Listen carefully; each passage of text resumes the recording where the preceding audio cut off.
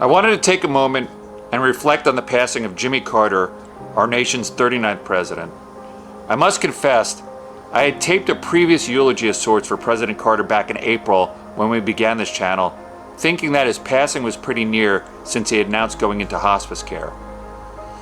But like he did with much of his life, Jimmy Carter defied the odds and remained with us for much longer than anyone could have predicted, and that's a wonderful thing.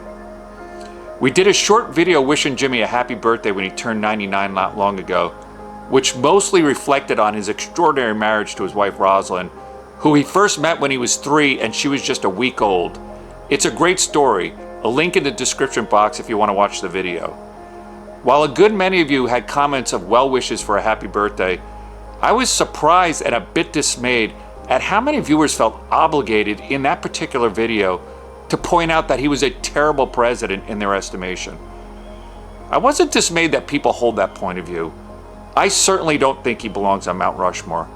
I'm old enough to remember the gas lines, the runaway inflation, the sense that America had lost its standing in the world, especially once the hostages in Iran were taken.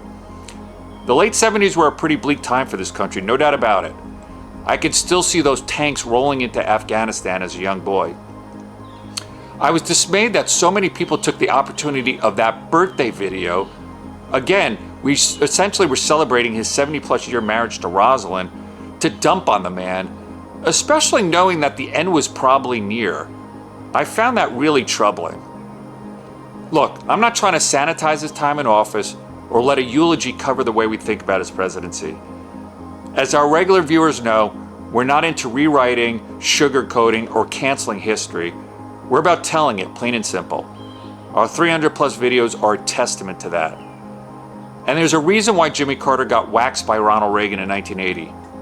Reagan asked a simple question: are you better off now than you were 4 years ago? And the resounding answer from the American people were, no, we're not better off. Voters liked Reagan's cheery optimism over Carter's mostly dour fatalism, and as a result, he suffered one of the worst defeats ever by an incumbent. But I hope that we could be civil enough to simply wish the man a happy birthday, as was the case a few months ago, and now that he's passed, bid him a fond farewell into the next life. You don't have to agree with his politics or think that he was an extraordinary leader to recognize that he was a decent, honorable, humble, and empathetic man, and in his passing, there's much to admire about Jimmy Carter the person. I think that's pretty reasonable. And I don't think his presidency was a total failure, by the way. There were some things he got right. A renewed focus on global human rights. He expanded the national park system and championed civil service reform for what that's worth. I think both he and Gerald Ford helped restore trust in government following Watergate and Vietnam, which was important. I like how one commentator put it: he had occasional singles and doubles, but few home runs. I think that's a pretty fair assessment. I do think that Jimmy Carter's post-presidency has been one of the best, and certainly has helped shape his legacy. During his 40-plus years out of the office, the most of any president, by the way, he was as busy as ever working on global human rights issues, monitoring foreign elections when asked to, building homes for Habitat for Humanity, writing all sorts of books, and by the way, some really good ones, and even teaching Sunday school at his church in Plains, Georgia. He wasn't out there making paid speeches and vacuuming up money wherever he could, like some former presidents.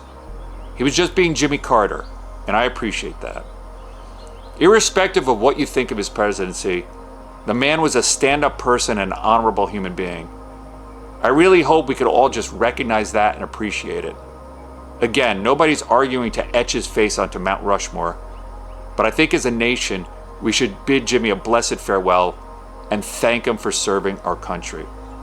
Be well, Jimmy, and may God always bless you.